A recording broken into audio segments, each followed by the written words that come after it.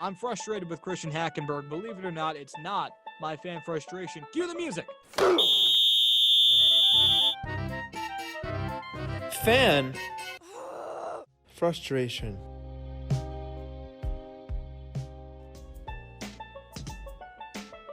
It's our flagship program. It's fan frustration. And Jenna, while I have the mic, I'm going to hold on to it because Myles Garrett and the Browns are close to signing a mega extension to keep the defensive end in Cleveland. Now, this is the same Myles Garrett who almost killed Mason Rudolph on Thursday Night Football in November. Crazy. And despite that, Cleveland says, yep, we want to build our franchise around this guy. This guy is the key. He is the guy that we want selling the jerseys, that we want the kids looking up to sell tickets. He's our guy. Now, I know what you're thinking, Brad, what are you talking? You're not a Browns fan. But Jamal Adams. Jamal Here Adams. we go again. The show. He went out and said, Myles Garrett is going to get a big extension. I'm not? Like, how does that work? I'm a model citizen. I do charity work. I'm Mr. Make-A-Wish. I'm always there. And it turns out all I really had to do to get my money, to get my extension, is concuss a man. That's all I had to do. Go figure. The Jets, I understand. Defensive end is a more valuable position than safety. I get it. But in principle, does this make sense?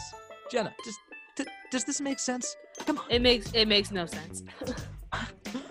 Myles Garrett was not even in the NFL a few months ago. He had to be reinstated. The NFL kicked him out of the league. Jamal Adams has been the crown jewel of the Jets ever since he was drafted. The only good thing that the Jets have done since, oh my God. I'm trying to think. Christian Hackenberg was a disaster and a half. Leonard Williams didn't work out. Sam Darnold, sure, but oh my God, Jamal Adams is one of the few successes I've seen as a Jets fan.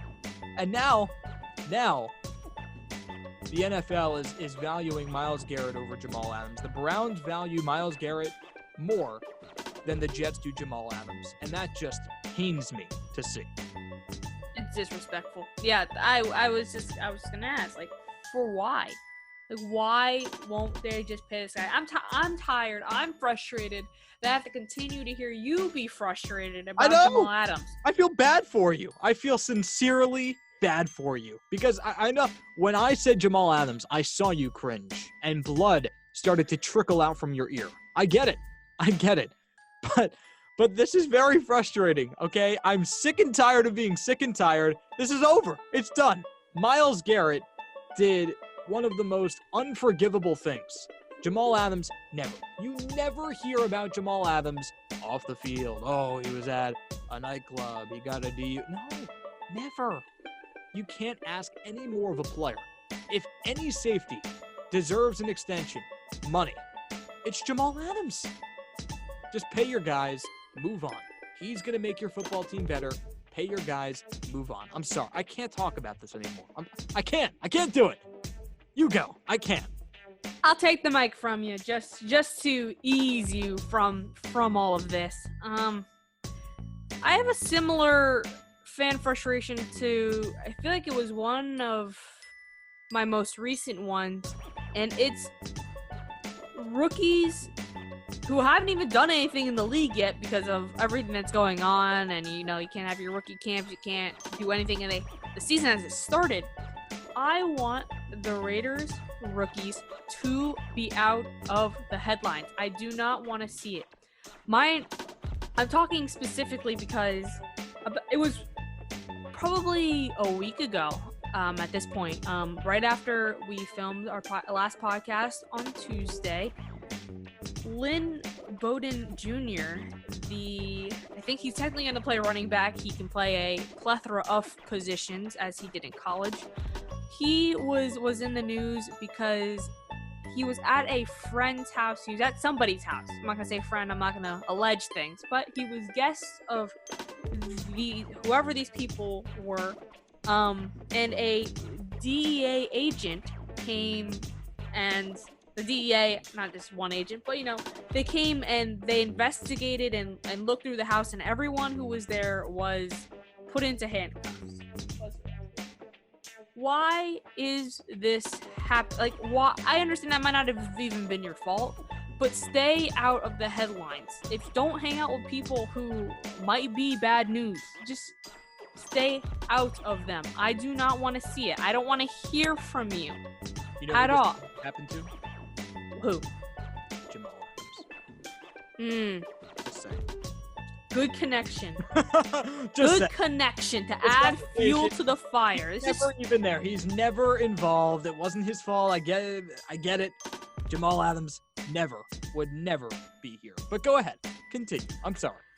It's just frustrating for me just because, like, you haven't even started in the league and there's so much. Everyone has something to say. You have sponsorships that are having, sponsors who need to release statements now. Stay out of the spotlight while you are a rookie, especially when you haven't even done anything in the league, because the league hasn't even started. I don't want to see you in the news. I don't want to be worried about you. My, esteemed class of 2019 draft class, we love them. We cherish them as Raiders fans. We didn't have none of this nonsense. Stay home. Goodness gracious, stay home. Don't do anything. That's always my advice to anyone who gets themselves in a sticky situation.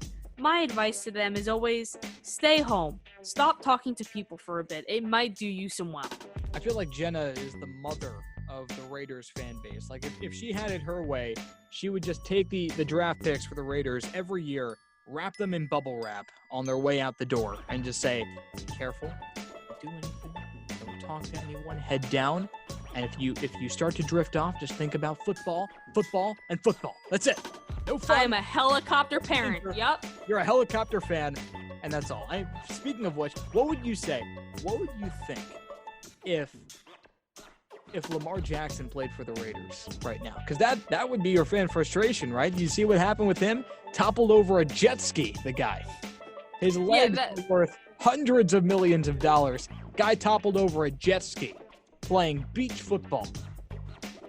Hey, well, that's the stay off the jet ski, but remember what we just talked about? Football, and only football. So he was playing beach football to stay off the jet ski. If you can run fast in sand, you can run fast on turf. Absolutely. Oh yeah. Football all the time. Yes, I will say that. Here's my question. You know how, if you work and you don't want to, I know a lot of sports broadcasters, for example, when they get home from work, they don't watch sports. They turn on the news, anything but sports. They have to separate themselves from work and life.